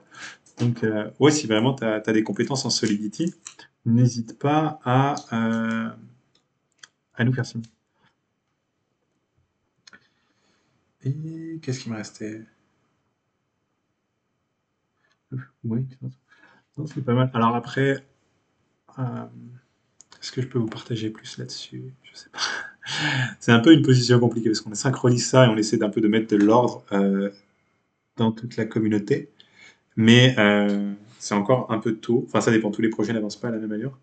Euh, mais donc oui, ça arrive dans les prochains mois. On est conscient qu'on a un peu dormi, disons, sur une organisation plus structurée de la communauté. Mais c'est aussi maintenant l'occasion de faire ça proprement, quoi, on va le dire comme ça. Et vraiment ouais, d'avoir une démarche qui valorise la collaboration. Je pense que c'est la meilleure manière de le mettre. Et après, ça n'empêche pas de s'amuser avec plein d'autres choses qu'on envisage autour. Euh, et à voir après si le token game, par exemple, viendra tel quel. Mais moi, je suis assez optimiste sur le fait que ça devrait aider à maintenir une structure qui nous apportera à la fois des contributions de qualité et, et comment dire, et une vraie motivation à contribuer, mais pas juste pour faire du spam, mais pour réellement apporter et échanger avec ses pairs. Euh, Sur ForceDAO, je sais même pas ce que ça fait en vrai. Je crois que c'est un truc de cross-protocol, yield farming cross-protocol, je crois que c'est un truc comme ça qui se présente. C'est quoi leur site? Pour aller voir. Honnêtement, pour l'instant, ils font du bruit grâce à leur airdrop, quoi. La question après, c'est où est-ce que ça va aller? Parce que bon, les protocoles yield optimizer cross-chain, c'est pas ça qui manque, quoi. Donc moi, vraiment, je suis un peu scepticisme par défaut sur ce genre de truc. Après, voilà, on me donne de l'argent gratuit, je vais aller le chercher, hein, comme tout le monde. Mais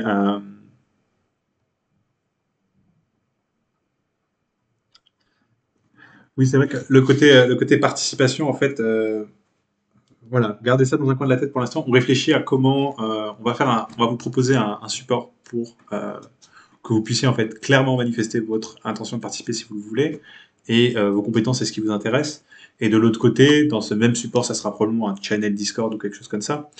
Il sera possible aussi pour les responsables de projets internes à DeFi France, disons, d'appeler à des contributions à différents niveaux. Donc, ça sera vraiment une sorte d'endroit clair pour soit contribuer, soit voir où est-ce que vous pouvez vous impliquer. Parce que c'est en effet un peu un problème actuel, c'est que par défaut, les gens viennent me voir moi. Il faut me dire, hey, j'ai telle compétence, j'aimerais faire ça. Ça, c'est idéalement. Le truc, c'est qu'après, c'est à moi de redistribuer les gens, de me souvenir qui est bon en quoi et qui a dit que quoi. Et il y a les limites de ma tête bon, j'ai un petit système aussi, mais voilà, je deviens une instance centrale pour distribuer les collaborateurs et ça ne me plaît pas. Donc c'est aussi une idée pour adresser ça. Et après, je vous rappelle déjà que, en fonction de vos compétences, mais vous pouvez déjà, par exemple, si vous aimez bien tout ce qui va être la traduction, l'édition, vous pouvez aller parler à John Otherbright, qui est en charge de principaux médias de la communauté DeFi France, donc à la fois Bankless FR et Ligway FR, et collabore au Metaversal FR avec... désolé, j'ai oublié son nom. Mais voilà. Et plusieurs personnes sont impliquées là-dessus. Ouais, alors French Tony, il aime bien. Force DAO produit des retours supérieurs via des stratégies proposées par la communauté et le partage des rewards avec les stratégistes. D'accord. Bon, bah ça, c'est la description de Yearn, c'est la description de Harvest, c'est la description de probablement Piffy, de je sais pas quoi. Donc en soi, c'est quoi ton point additionnel? C'est pour ça que je parle de scepticisme pour ce truc-là, parce que quand tu te lances dans une industrie, disons, où tu as déjà, allez, on va prendre les asset managers sur DeFi Lama, euh, bon, on exclut les gros trucs comme ça. Non, c'est pas vraiment ça. Euh, voilà, quand tu as déjà des trucs comme ça. Et c'est ça leur marché à eux, concrètement, hein. S'ils se lancent là-dessus, bon, à voir où ils iront, quoi. Mais je pense il va falloir faire un peu ses preuves, quoi. Bon, ils ont combien là? Ils ont, ouais, voilà, on les trouve ici. Ils ont 50 millions de dépôts. Donc à voir où ça les mène. Mais ça va vraiment être assez. J'ai l'impression que le site est un peu en PLS aussi. J'arrive pas du tout à le charger.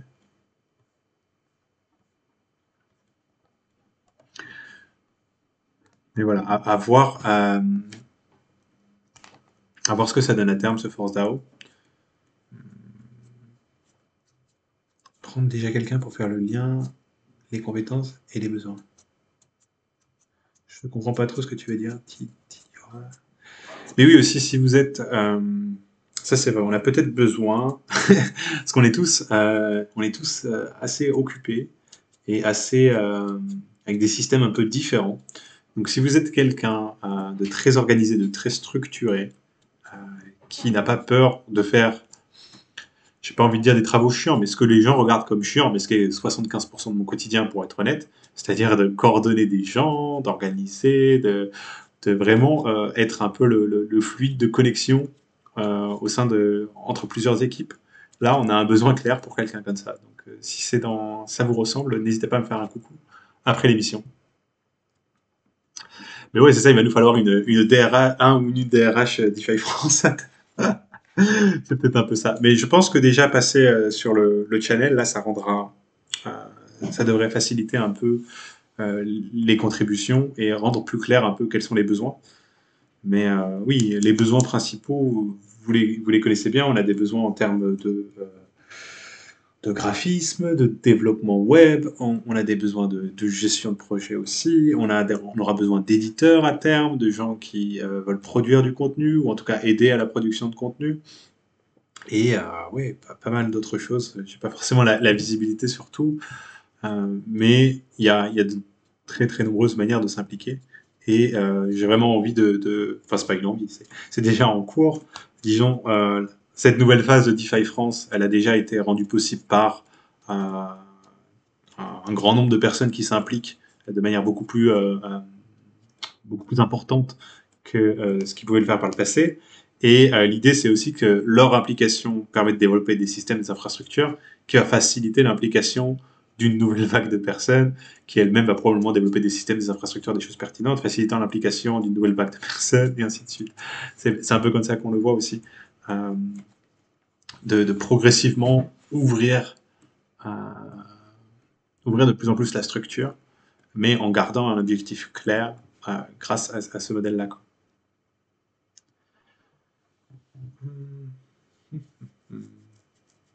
Donc voilà pour DeFi France. Je sais pas, après, si vous avez des petits sujets, c'est un live sauvage en soi. Moi, j'avais 5-6 sujets, là, je crois que je les ai à peu près tous faits. Mais si vous avez des petits sujets que vous voulez creuser ensemble, on peut y aller, dans la limite de mes capacités, de mes connaissances, bien sûr. Ça donne quoi le petit. Tiens, je suis curieux. J'ai juste envie d'aller voir. La vie de force. Il en est où notre petit force?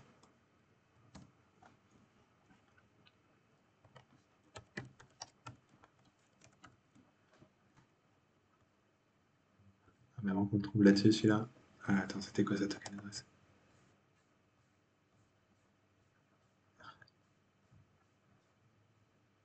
Allez, là.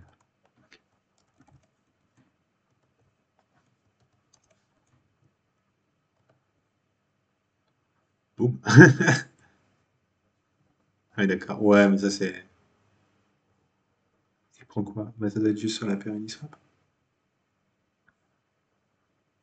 Non, c'est un vieux trade, ça. Bon, je vous laisse sur ça tranquillement. De toute façon, les premiers jours des airdrops, c'est toujours un peu l'excitation dans tous les sens. Ouais, Toiko, on a déjà parlé d'ellipsis un peu plus tôt dans le live. Remonte un peu, refais-toi le replay tout à l'heure et tu auras un peu les premières infos. Côté L2, bon, on peut parler un peu de L2, ouais, mais point de vue, euh, alors, point de vue, comment dire, point de vue technique, tout ça, je vous rappelle qu'il y a un petit gros live qui va arriver avec des gens plus compétents et pertinents que moi là-dessus. Euh, après, je sais pas, qu'est-ce que tu entends? On peut aller voir. Qu'est-ce que j'ai fait dernièrement? Peut-être vous parler un peu de Loopring. Je sais pas si vous avez testé Loopring. Je me suis mis à Loopring il y a peu.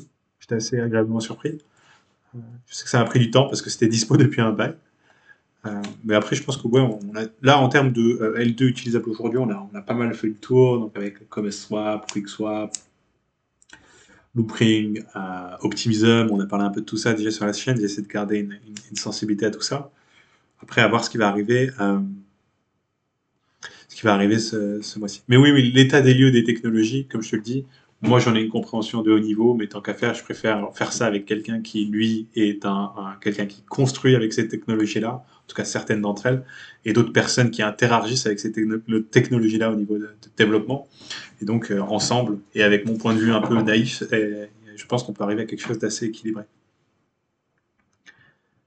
Euh, alors, on m'a mis, on m'a mis plein de questions intéressantes. Voyons voir. Bon, les assurances DeFi qui assurent contre des rug pull ou hacks de contrat. Donc des assurances contre le rug pull, je suis pas sûr que ça existe. Après, les assurances contre le hack de contrat, c'est un peu l'assurance la plus basique qui soit en DeFi. C'est-à-dire, c'est le premier truc assuré que vous avez par exemple sur Nexus Mutual ou sur d'autres. Euh, je sais pas après où est-ce que tu veux en venir avec ça. Attends, j'essaie de revoir ta question. Ça file vite. Mais oui, côté assurance, il y a une chose qui me fait bien marrer quand même, hein, c'est... Voilà, je vais vous mettre les données et je vais vous laisser voir par que je ne me trompe pas. Mais c'est que, bon, moi, clairement, il y a des choses qui me rendent un peu folle dans ce marché. Quand on voit qu'un truc pareil,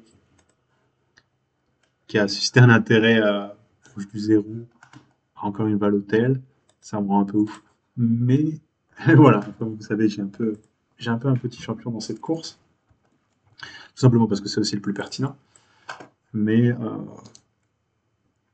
côté assurance telle quelle, en gros, tu as des assurances smart contract, risque smart contract, donc ça, comme on l'a dit sur tous ceux qui sont là. Et après, tu as d'autres types d'assurances qui commencent à émerger. Tu as des risques de custodian. Donc, par exemple, ça, tu l'as sur Nexus maintenant, je crois, mais c'est Unslash qui a innové à ce niveau-là. Tu as assurance contre la perte de PEG, il me semble toujours uniquement sur Unslash qui a innové, qui a créé ce marché-là. Tu as de l'assurance contre les risques de slashing is 2.0, et là encore, il me semble que c'est Unslash qui a innové, créé le marché, et toujours le seul à proposer. Tu as encore une autre que j'oublie, je ne sais plus, mais il me semble encore un marché créé absolument par Unslash qui n'existait pas avant. Voilà, pour moi c'est assez clair, mais j'ai pas envie non plus de trop vous influencer là-dessus. Alors, attendez, je remonte un peu le chat, on avait d'autres trucs cool. Ah oui, tiens, Jamouchel, bonne question sur Matic Polygon, ou je sais plus si je vous en ai parlé ça, mais c'était la petite news d'hier ou avant-hier, euh, qui est donc AV qui s'est lancé sur Polygon. Et donc, toi qui... moi, juste le lien. Journal du coin, quoi, mon dieu. Ils ont même pas mis le lien. Ou c'est une annonce ou c'est déjà effectif? J'adore le journal du coin. Ils te font un article sur un truc, ça leur coûterait trop cher de te mettre un lien vers le truc en question. Non, non, non, non, non, non. Si tu payes pas les frais de sponsor, bien sûr. Ouais, donc c'est directement sur le marché principal de l'AV. Ah, c'est ça, oui, putain, je l'avais pas vu. Donc maintenant, vous avez un petit marché Polygon sur AV. Et donc là où bien sûr les frais sont beaucoup beaucoup plus doux, qui peut vous permettre de faire des opérations. Bon voilà, il y a pas autant de tokens qu'il peut y avoir sur le AV principal, mais l'avantage c'est que par exemple maintenant que vous avez à la fois AV, et c'est là aussi qu'on comprend la composabilité de la DeFi en L2, quoi. C'est-à-dire que maintenant que vous avez à la fois AV et mettons QuickSwap, on va prendre QuickSwap, hein, ou quoi que même, Comes c'est sur Polygon aussi. Donc en fait vous avez deux DEX et un protocole de lending sur Polygon, ben, ça fait que ça crée des... Allez, charge-moi ça, c'est pas trop te demander. Ça crée des opportunités assez intéressantes en termes de... oui, ça, je suis pas sûr. Tant pis, vas-y. Non, je crois qu'on peut voir les points. Sans... Ok. Ça vous crée des opportunités assez intéressantes Parce que par exemple, un des flows les plus bêtes et basiques, mais qui n'était pas forcément réaliste pour les petites sommes avant, mais qui maintenant le devient, c'est que bah, par exemple, mettons que vous avez du Bitcoin ou de l'Ether ou de l'AV ou du Matic, enfin un token qui peut servir de collatéral, une fois migré sur Polygon donc, vous allez pouvoir l'utiliser en collatéral pour emprunter par exemple de l'USDC. Donc il n'y a pas de taux stable sur cette version, c'est que des taux variables, mais ils sont encore assez raisonnables.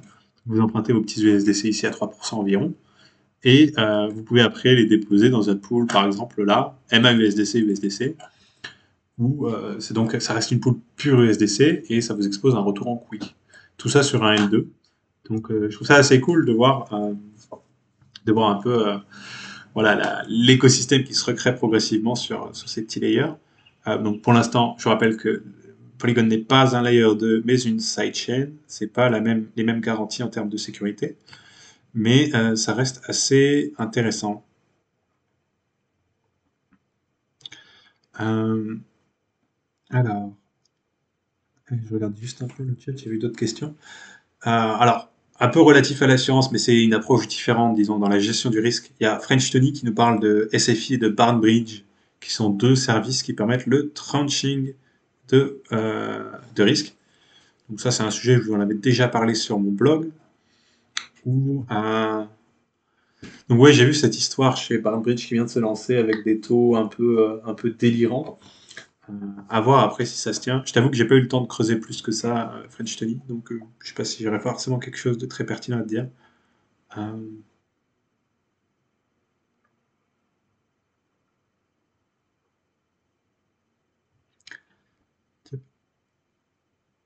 Oui, c'est vrai que sur Loopring, n'oubliez pas qu'il faut déployer un wallet. Il y a une première transaction un peu coûteuse.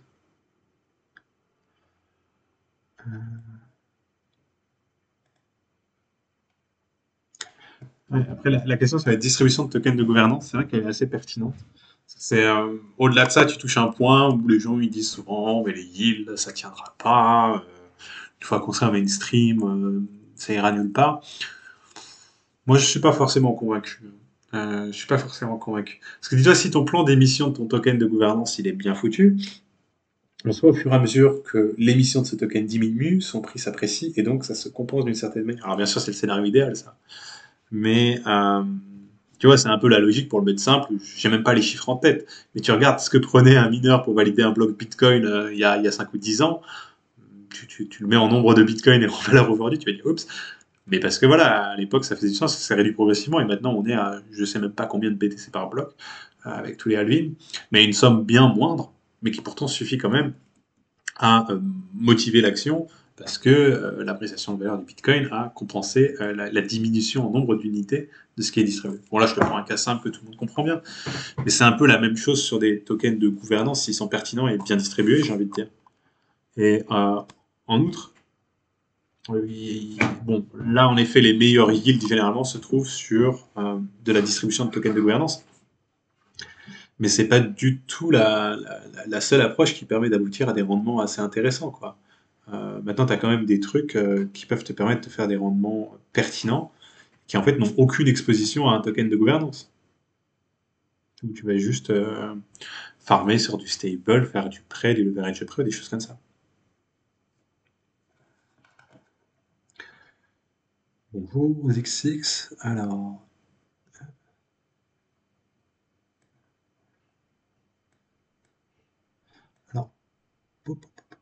un avis sur Phantom Network, Brice. Non.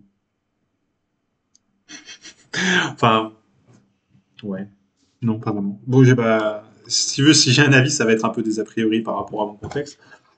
Mais pour l'instant, pour moi, c'est un truc qui date de 2017. Je n'avais pas compris la pertinence à l'époque. C'est revenu popper d'un coup parce que ça a été promu énormément par certains acteurs qui avaient acquis une popularité en DeFi. Euh, voilà.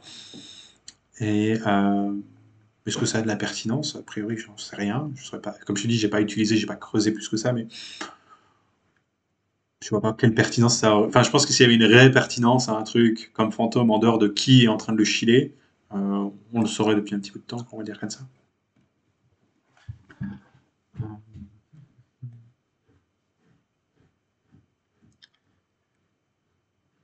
Et oui, c'est vrai qu'en L2, on nous parle aussi de Diversify, qui est aussi un des premiers, lui, ça fait un petit bout de temps que ça tourne, non? Ah, je sais même plus. Mais peut-être quelques mois déjà, un peu comme Loopring, il me semble, ça tourne depuis un petit bout de temps. Mais pareil, je t'avoue que je n'ai pas utilisé, à part pour dumper leur token de gouvernance qui m'a été distribué quand j'étais à ICC. Honte à moi, j'étais un peu con à l'époque.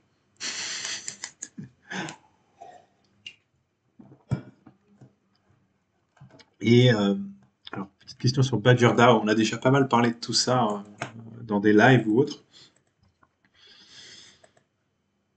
J'aime de moins en moins, on va le dire comme ça, j'aime de moins en moins. Après, ça reste une mission pertinente à ramener le Bitcoin dans la DeFi, bien sûr, il y en a plein. C'est un truc où on voit, voilà, la plupart des Bitcoin maxis n'ont pas encore compris concrètement ce qu'on pouvait faire avec avec des Bitcoin une fois frappés. Ils n'ont pas compris que le seul cas d'utilisation du Bitcoin, c'était en tant que Bitcoin sur Ethereum, où là, il devient vraiment quelque chose d'utile, autre qu'un petit caillou mignon. Euh, les gars qui aident les maxis et autres à comprendre ça, ils sont toujours bienvenus. Après, l'équipe Badger, je sais pas. Disons que moi, l'approche ne résonne pas avec ne résonne plus, moins, avec ma demande d'exigence, mon exigence pour la transparence et le côté aussi l'ouverture, l'accessibilité et tout ça pour différentes raisons, mais entre autres parce que bah, c'est parmi quand même ceux qui ont abusé du clubhouse, quoi. Mais vraiment, ils font des clubhouse tous les 2 jours à tous les niveaux pour parler de trucs assez importants. Donc ça, franchement, ça m'a grandement énervé. Et pas mal d'autres choses aussi. Et puis, je sais pas. En fait, leur com, elle marche bien pour hyper des choses, mais je suis pas sûr que ça soit le plus périn sur le long terme, quoi. Après, peut-être que je suis en pleine capitulation et en fait, on est à l'aube du renouveau de Badger, hein. Ça reste un projet qui a quand même attiré pas mal d'actifs. Tu le retrouves dans le top des gestionnaires d'actifs. Pardon, ici. Ouais, voilà, ils sont à quoi? À 1 milliard déposés. C'est vrai que ça n'a pas beaucoup bougé depuis un petit bout de temps. Euh, mais ça reste un truc assez pertinent, quoi. Et notamment, bon, ils en parlent depuis une éternité et ça nous tombera sur la gueule quand ça nous tombera sur la gueule, comme d'habitude avec Badger. Il y a cette idée à terme de, en gros, intégrer un système un peu à la Maker sur Badger, où depuis tes positions dans les vaults, tu pourrais utiliser ça, en fait, hein, par exemple, je sais pas, un dépôt, mettons, un dépôt de dig dans le vault dig, ou qu'importe quel autre vault, tu pourrais utiliser ça comme collatéral pour minter, pour emprunter un stablecoin qui serait le cloud. Et donc, ça augmenterait la capital efficiency de tout le système, ce qui est bien sûr intéressant. Mais maintenant, quand est-ce que ça va arriver, c'est une autre question.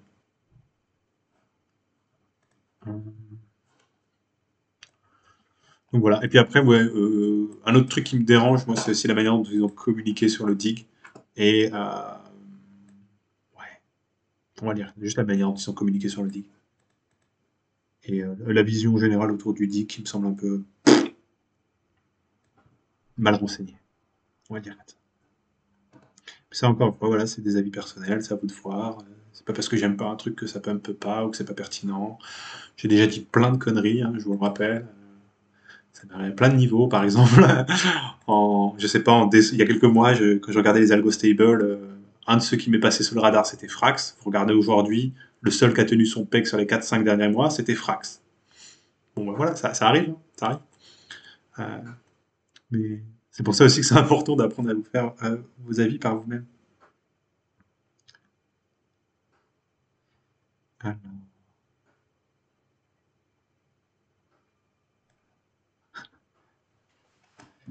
et oui, on a déjà évoqué Alchemix, qui est un projet très pertinent. La plus grande limitation à l'heure d'aujourd'hui, c'est que c'est construit uniquement sur les volteurs. Bon, après, ça fait du sens vu leur démarche, mais j'ose espérer qu'on aura d'autres sources de rendement et euh, d'autres types d'actifs que le DAI à terme. Ça peut être un truc vraiment cool.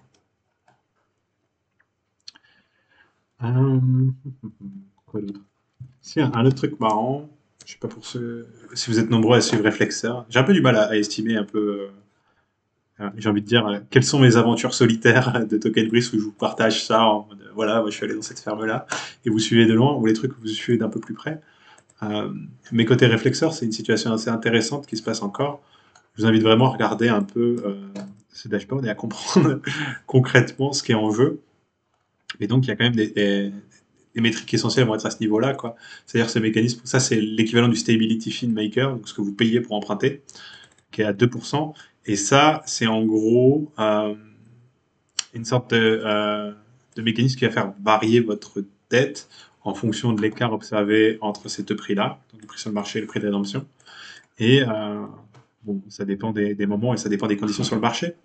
Mais comme vous le voyez, depuis quasiment le lancement du système, il y a eu de grands taux négatifs de rédemption, des taux positifs à un moment donné, mais pas aussi conséquents que les taux négatifs, qui se traduisent quand même par un taux annuel assez attractif. Et donc, c'est une forme d'incitation indirecte à minter du rail. Alors après, bien sûr, c'est pas la seule raison pour le faire. Il faut que vous renseigniez.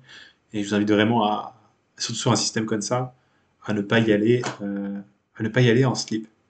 Euh, Au niveau de réflexeur, d'ailleurs, j'ai parlé un peu avec Amine, et il semblerait qu'ils ont un Frenchie dans l'équipe, pas dans l'équipe, pardon, mais qu'il y a un Frenchie très chaud dans leur communauté. Donc, je ne l'ai pas encore contacté, mais il faut que je le fasse. Je vais le faire. Et l'idée, ça serait de vous faire un petit point plus précis sur réflexeur avec lui, bien qu'on en a déjà parlé. Donc, Antoine Unmap, tu peux revenir dans les. T'as un article sur mon blog qui en parle, un des derniers articles. Et il me semble que tu as quelques lives précédents où il y en a un on a été un peu plus loin sur le sujet.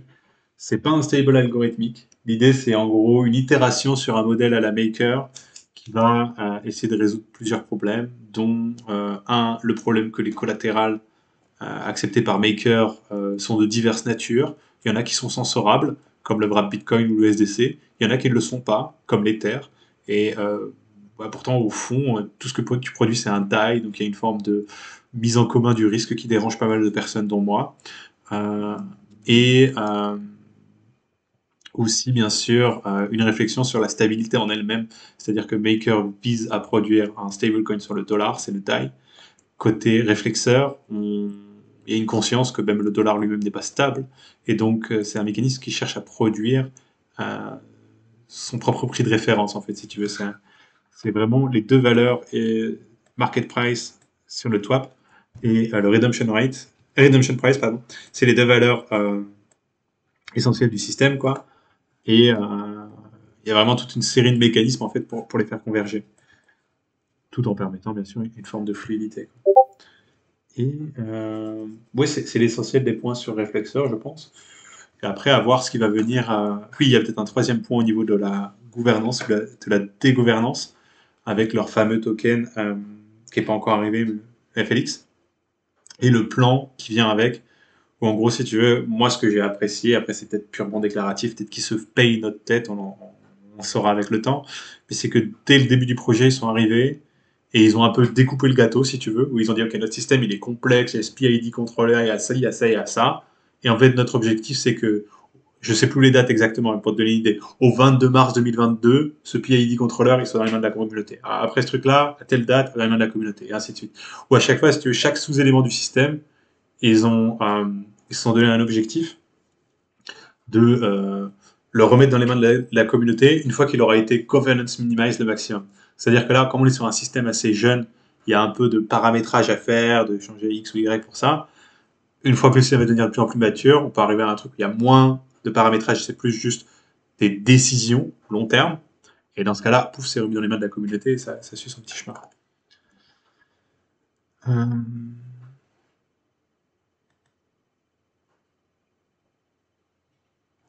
Alors, Benoît P, ta question est un peu bizarre. Oui, en termes de TVL, c'est la même chose, PancakeSwap et AV. Et en effet, PancakeSwap a dépassé même Uniswap en termes d'assets verrouillés. Maintenant, tu es en train de comparer un service d'échange à un marché monétaire. Donc, ça fait assez peu de sens. Ah, en plus, tu mets du CoinGecko français, quoi. Oh, quelle honte. Euh, non, je rigole. Mais donc, les TVL ne se valent pas, tu vois, il faut vraiment être conscient de ça, hein. TVL sur Swap et TVL sur marché monétaire, c'est pas du tout le même commitment. En gros, sur Swap, c'est des gens qui ont pool des tokens, ils peuvent se casser à tout moment, comme ça, du jour au lendemain. Il y a je sais pas, mettons un gars qui sort un papier, oh, PancakeSwap est à risque, blablabla, avec des preuves. Dans les 2 heures, t'as plus rien sur PancakeSwap, hein. J'espère que tu es conscient de ça, parce qu'il n'y a rien à faire. Il y a juste à retirer CLP, on se casse. De l'autre côté, sur un truc comme AV, il y a déjà un commitment plus important, parce que les gens, ils font des positions, emprunts, qui vont après potentiellement être engagés dans d'autres protocoles. Bref, ce que je veux te souligner avec ça, c'est pas forcément que côté PancakeSwap, le capital peut se casser en 2 heures alors qu'il prendra 4 heures chez AV, j'en sais rien. Ce que je veux dire, c'est que l'engagement n'est pas du tout le même. C'est ça qu'il faut que tu comprennes. C'est pas la même chose de supply en LP que d'apporter des tokens en collatéral ou en emprunt sur un marché monétaire. D'ailleurs, les deux peuvent même s'emboîter entre eux, puisque tu as maintenant avec qui te propose des marchés LP. Euh, Après, TVL et capitalisation du token n'ont pas forcément un rapport direct, tu vois. Je veux dire, c'est chacun est valorisé à sa juste valeur. AV, c'est le protocole marché monétaire le plus innovant d'Ethereum depuis le début. Bon, il y a encore des gens qui pensent que c'est Compound qui a inventé le lending, mais je sais plus quoi faire pour eux. Je leur rappellerai encore que c'était Island, le tout premier service de lending, à ma connaissance live sur le mainnet Ethereum, et qu'après, AV a systématiquement, à chaque version, apporté, à pousser les limites de ce qui était faisable, possible et envisageable. Et donc, je pense qu'il y a aussi ce côté-là dans l'appréciation du prix sur AV. C'est-à-dire qu'il y a l'AV d'aujourd'hui, et il y a le potentiel de ce que AV peut être. Et là, je pense que l'écart entre l'AV d'aujourd'hui et le potentiel de ce qu'AV peut être est largement plus grand que l'écart entre PancakeSwap d'aujourd'hui et l'écart de ce que PancakeSwap peut être. Voilà, c'est un peu peut-être un jugement hâtif, mais je vois côté PancakeSwap, ils sont occupés à quoi? À mine des NFT et des petits lapins pour faire des tokens qui servent à être vendus, je sais pas quoi. Bon, on voit clairement l'orientation, tu vois, c'est pas une vision sur 15 ans, quoi, on va le dire comme ça. De l'autre côté, je pense que sur AV, on a une vision sur 15 ans. Donc, faut aussi prendre ça en compte dans ton analyse. Euh,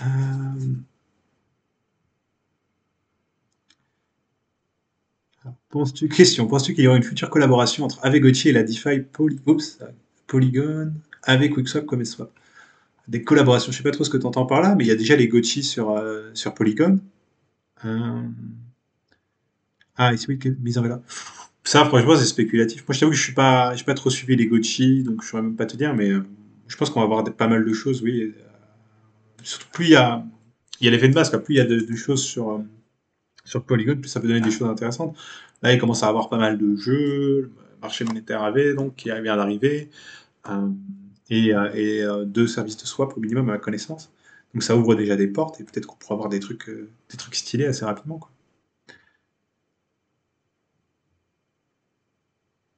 Euh,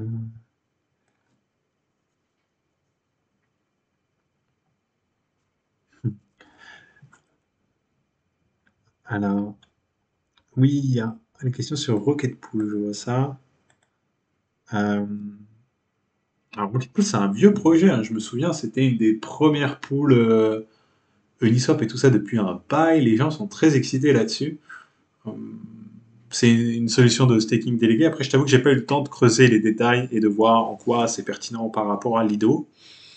Je suis assez surpris de voir qu'ils ont été, au final, il me semble pas qu'il y ait de staking live encore sur Rocket Pool. Euh, donc un peu, pourquoi ils ont autant traîné, quoi. Première question comme ça, moi, je dis encore une fois, j'ai pas le truc, je l'ai vu passer, je le voyais passer, ça fait 1 an et demi que je le vois passer, je suis pas allé plus loin que ça, quoi. Euh, donc à voir à ce niveau-là. Essayer de comprendre concrètement quel est l'apport par rapport à Lido et de voir aussi les garanties qu'ils apportent sur leur système de staking. Après, je crois qu'il y avait vraiment cette idée où là, c'est Lido. Je crois que, alors, à vérifier encore une fois. Mais si je me souviens bien, côté Lido, j'en suis certain, c'est Lido qui gère le staking pour toi avec tout un mécanisme pour assurer leur service qu'ils apportent. Je crois que côté Rocket Pool, c'était plus l'idée que le token RPL servait justement à un peu décentralisé qui allait pouvoir run des nodes qui stakeraient les Ethers que les gens ont commis dans le système. Donc c'est plus décentralisé a priori comme approche que Lido. Si mes souvenirs de Rocket Pool d'il y a 1 an sont corrects, donc voilà, on peut peut-être même aller faire un tour. Attends, on va aller voir. Si ils ont bien foutu leur site, on devrait comprendre rapidement. Yep. Un ou deux trous, mais c'est pas grave.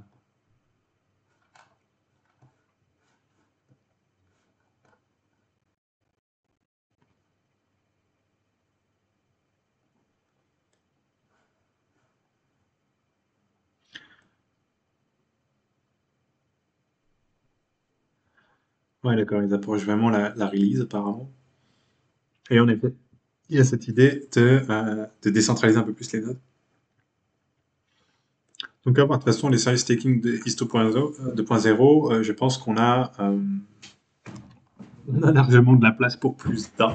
Bah, d'ailleurs, c'est déjà le cas, hein. T'as Anchoris ou je sais pas quoi, t'as Lido, t'as Stakis ou Shared Stake ou je sais plus quoi, t'en as un petit paquet. Euh,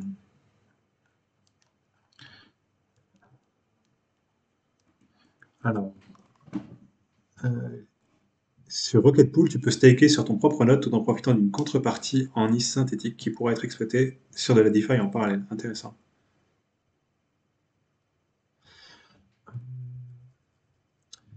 Alors, toi, il court sur quelques types pour suivre l'actualité des différents projets plateformes. Bah, ça, c'est un peu le problème de tout le monde, hein. C'est-à-dire que le plus gros problème, c'est surtout de comment différencier le signal du bruit, quoi, comme ils disent en anglais. Je sais pas si ça se traduit si bien que ça. Euh, Moi, mon point, c'est essentiellement Twitter, mais je suis très sélectif sur mes follow et je purge fréquemment. Dès qu'il y a voilà, un mec qui fait un truc que j'estime pas réglo, il dégage, c'est simple que ça. Euh, ça peut aider. Après, bien sûr, oui, tu as DeFi France et tout ça. Et j'espère que la restructuration du Discord aussi pourra peut-être être un peu plus à faire quelque chose à ce niveau-là pour aider les gens à suivre ce qui se passe d'intéressant. Après, c'est plus une sorte j'ai envie de dire, de culture générale de l'espace qui va te permettre euh, de vite dégager les trucs pas pertinents, tu vois, ou un peu les bons réflexes, si tu veux. C'est comme par exemple, tout à l'heure, on voyait Force DAO. Moi, je te dis direct, ok les gars, qu'est-ce que vous avez? Parce que là, vous me proposez exactement la même chose que tout le monde autre, sauf que vous faites 50 M là où les gars, ils font 2B. Donc, il va falloir mettre un peu plus sur la table si tu veux mon intérêt, quoi. Après, peut-être que je me plante si tu veux, mais en gros, il te faut des formes de raccourcis, quoi. Il te faut des choses où tes lignes à toi, si tu veux, où tu te dis, pour déterminer si les trucs sont intéressants ou pas, il faut que tu trouves un angle et que tu spécialises un peu. Sinon, sur Twitter, tu peux suivre Token Bridge, j'ai entendu dire qu'il était parfois intéressant, en tout cas. Non, mais après, t'as pas mal de comptes en France aussi qui font des trucs cool. Tu peux aller voir Cryptost qui va te donner l'actualité un peu DeFi. Si dans une perspective plus trading, tu as Cryptomatrix qui fait de l'analyse chartiste et aussi qui parle un peu de DeFi et d'autres thématiques associées. Et après, voilà, ça dépend de tes angles. Disons dans une perspective plus finance classique et interaction entre les deux, tu as par exemple Grégory Raymond qui suit un peu l'actu, les banques avec la crypto, les choses comme ça. Il fait du très très bon taf. Euh, qui d'autre? T'en as plein. Après, oui, il suit aussi. Alors, je sais pas s'il tweet en français, hélas. Qui tweet en français? Ça, il faudrait que je leur tape un peu sur les doigts. Non, j'allais dire, suis les papas de la DeFi française, mais ils tweetent tous en anglais. C'est beau, ça. C'est beau. Mais tu dois en avoir quand même quelques autres qui tweetent en français. Euh, donc, Twitter, c'est une bonne source. Et ça devrait déjà t'aider. Après, c'est honnêtement, depuis 2 ans, hein, tu suis la discussion DeFi France, tu as déjà 99,9% des projets pertinents sont mentionnés au moins une fois là-bas. Tu as aussi du bruit comme ailleurs, mais je pense que il fut un temps, et là c'est plus le cas maintenant, mais je suivais littéralement tous les messages de DeFi France. Et maintenant j'ai dû arrêter parce que ça m'aurait pris beaucoup trop de temps. Et ben j'étais rarement déçu quand même, hein, parce qu'il y avait souvent des choses assez pertinentes. Alors on me pose une petite question sur Proof of Humanity. Euh, Bladator. Non, c'est pas toi, pardon. Jean-Gabriel Dezeler. Oui, je suis toujours. Tiens, on peut aller même faire un petit tour, ça fait longtemps qu'on n'a pas regardé qu'est-ce qui s'y passait. Je suis toujours très. Enfin, toujours. Ça change pas en soi, puisque si tu veux, moi, ce qui m'avait motivé, c'était le système et l'approche qu'ils avaient. Elle me semblait pertinente et bon, elle suit son petit bout de chemin. D'ailleurs, le principal bloquant que j'avais envisagé, c'était que, dû à la manière dont le système est conçu, ça va prendre du temps d'onboarder des gens, puisqu'il y a ce mécanisme de batching et tout ça. Mais encore une fois, tant mieux parce que il vaut mieux prendre son temps pour onboarder des gens où on est sûr que c'est des vrais humains qui suivent tout le système et tout ça, que de remplir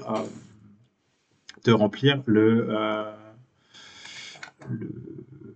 le répertoire de trucs qui vont se faire challenger après, quoi. Côté du token, il semblait, bon, il a fait son petit bout de chemin, mais il semble avoir trouvé une sorte il nous a fait un petit rebond dans les 0,45. Il semble avoir trouvé un peu d'avoir passé sa phase de dump initiale, quoi. Et après, À voir concrètement. Je te dis, là, ce qu'on disait déjà, la dernière fois, on en avait parlé un peu plus. Pour moi, ce qui va être critique, c'est l'histoire collective écrite avec ça, quoi.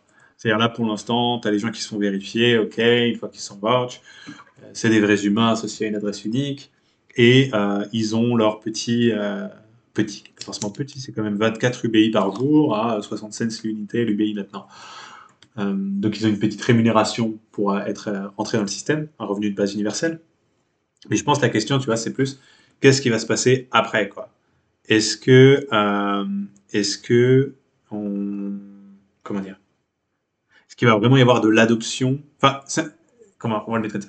C'est un système d'identité en soi. Donc un système d'identité par lui-même, outre les garanties qu'il apporte, il n'apporte rien. Tu vois ce que je veux dire? Ok. T'es sur Proof of Humanity, ça me confirme que t'es un humain unique associé à une adresse Ethereum. Bon. Maintenant, ce qui est important, c'est est-ce qu'il va y avoir, je sais pas moi, peut-être, allez, mettons, il y aurait plein de manières d'utiliser ça. Et ça va être ça le point essentiel. Est-ce qu'il va y avoir des protocoles, des projets construits en utilisant ça? Par exemple, je voyais l'autre jour, euh, bon, est-ce que c'est un cas pertinent? Je sais pas, mais on va le faire comme ça pour que tu comprennes mieux. Je voyais l'autre jour un thread sur Twitter, il disait, oh, on devrait faire des DeFi Awards pour la meilleure com, la plus grande innovation, un peu comme les Energy Music Awards ou je sais pas quoi, les gens ils adorent les awards, mais pour la DeFi. Eh bien, certes, mais le problème, c'est que si tu fais ça aujourd'hui, qui vote? Soit ça va être, on sait très bien en gros, soit ça va être un VC américain qui fait ça, qui va ramasser tous les gros ricains qui sont dans tous les multisigs ou les trucs comme ça pour voter dessus. Voilà, qui vont nous dire que Campan, c'est l'évolution absolue du marché monétaire de l'année, ou des conneries comme ça, donc ça va pas être très intéressant. Soit, en gros, tu donnes le pouvoir réellement aux gens. Et dans ce cas-là, il faut, il va falloir en gros déjà confirmer que ces gens sont uniques pour pas qu'il y ait de manipulation sur le vote. Donc ça pourrait être par exemple sur un système comme Proof of Humanity. Après le problème c'est que dans la thématique que je viens de te proposer, il y a aussi une question d'expertise. Et donc là, c'est vrai que ça peut être un peu plus compliqué. Mais tu peux envisager par exemple que, je sais pas, il y aurait un système où il y aurait un vote initial et après un jury de 500 personnes tirées au hasard sur Proof of Humanity pour cadrer tout ça déjà. Je m'attends aussi, mais ce n'est pas un conseil en investissement ou quoi que ce soit. D'ailleurs, il n'y a pas d'investissement à faire là-dessus, mais je m'attends aussi à avoir des airdrops sur Proof of Humanity. Je pense avoir été assez explicite là-dessus. Mais bon, voilà, encore une fois, à l'heure d'aujourd'hui, si je veux distribuer mon token à 1000 humains uniques associés à une adresse Ethereum, j'ai tout simplement pas d'autre manière de le faire que cette manière-là. Et en plus, cette manière-là est très pratique puisque j'ai accès à toutes les adresses en quelques clics. Bref, en 10 minutes, j'ai fait mon airdrop sur 1000 humains uniques où je suis certain que c'est des humains uniques du moment qu'ils ont été validés. De l'autre côté, je dois faire de la sorcellerie avancée avec des Merkle trees, avec tout un tas de trucs pour essayer de voir les gars qui sont vraiment là, des mécanismes de claim, de game. Bref, je dois partir dans tous les sens pour m'assurer qu'il n'y a pas des gars qui sont en train de faire joujou avec mon mécanisme pour essayer de se ramasser une plus grosse part du gâteau que ce qu'ils devraient avoir. Donc, c'est, euh, ça a toujours beaucoup de pertinence. Ça fait son petit bout de chemin. Et je sais pas si on peut suivre les contestations. Je sais pas s'il y en a eu beaucoup. Parce qu'il y avait eu quelques cas de gens qui se ressemblaient un peu trop, ou peut-être de doublons, des choses comme ça. Je sais pas s'il y avait un truc, une interface pour suivre les challenges, autre que au cas par cas.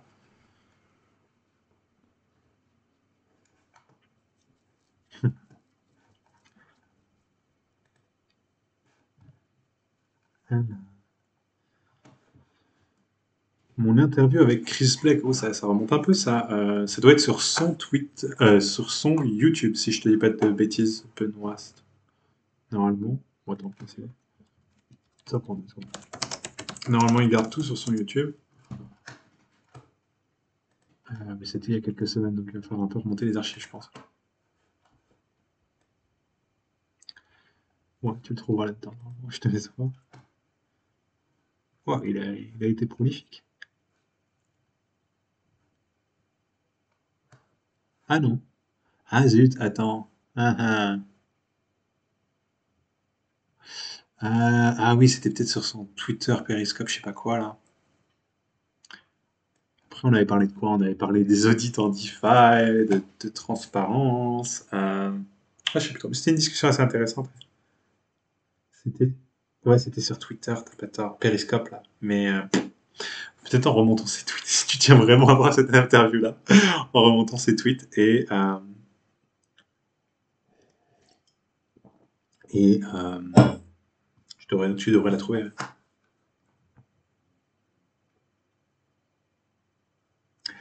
Alors, Simon, 59. Très bonne question. En effet, moi, j'ai adoré faire de la DeFi sci-fi et j'ai vraiment envie qu'on en refasse. Ne vous en faites pas, c'est pas du tout un truc que j'abandonne.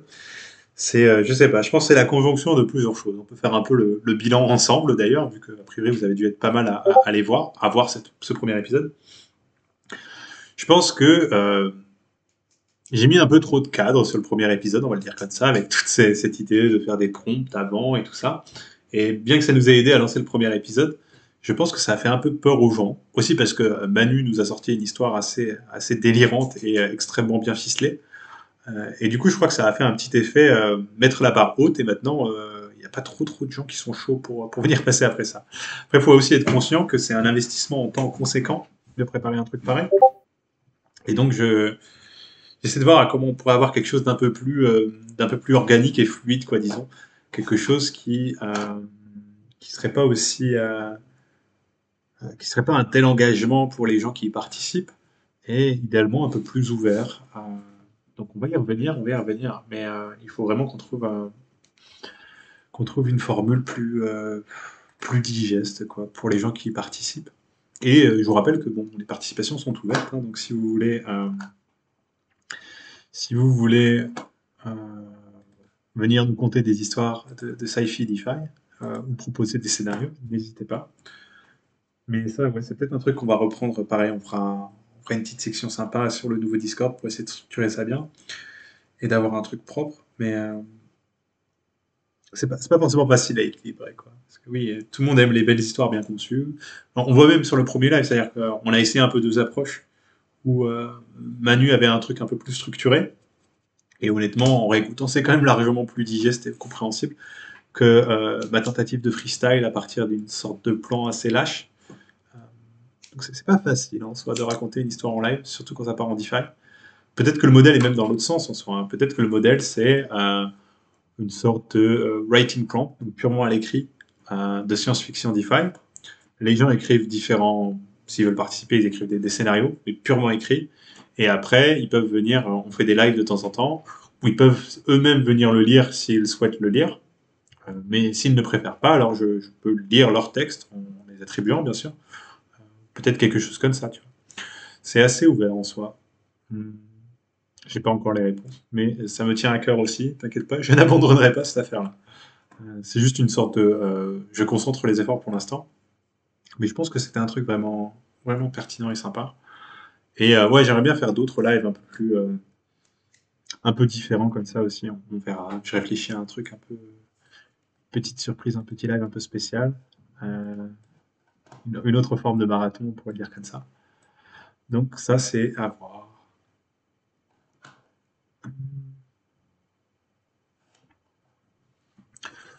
Voilà, je pense que c'est pas mal pour aujourd'hui, à part si vous avez d'autres questions. Je vais tranquillement vous laisser aller claimer vos forces si le gaz n'a pas explosé et faire le choix de votre vie entre le dump ou le compound.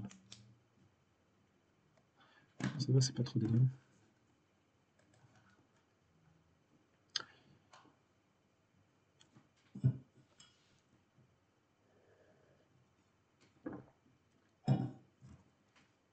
Ok, donc je vais faire les petites annonces de service avant de vous laisser partir. Prochain live DeFi le mardi à 19h, comme d'habitude. Et vous retrouvez tous les replays pour ceux qui sont arrivés en cours sur ce Twitch ou sur le YouTube DeFi France. Et vous pouvez aussi retrouver mes articles sur le blog qui vous aideront à creuser un peu plus la DeFi si c'est quelque chose qui vous intéresse. Et sur ce, moi je vous dis probablement à mardi prochain donc. Mais bon, non, je pense qu'avec la fréquence qu'on a fait, voilà, je vais probablement vous laisser tranquille. Mais peut-être qu'on fera un petit passage sur un petit live rapide dimanche, je sais pas, je verrai. Donc Chris a supprimé la vidéo. Oh, je suis triste. Peut-être parce que j'ai été un peu trop bourrin dedans sur les auditeurs et j'en ai mentionné un par le nom. Ah là là là là, quel dommage. Bon, on va le dire comme ça. L'auditeur qui commence par un C est la honte de l'industrie. Bonjour à eux. et bonne soirée à vous tous. Et on se retrouve du coup mardi au plus tard pour, euh, pour de nouvelles aventures DeFi. À bientôt.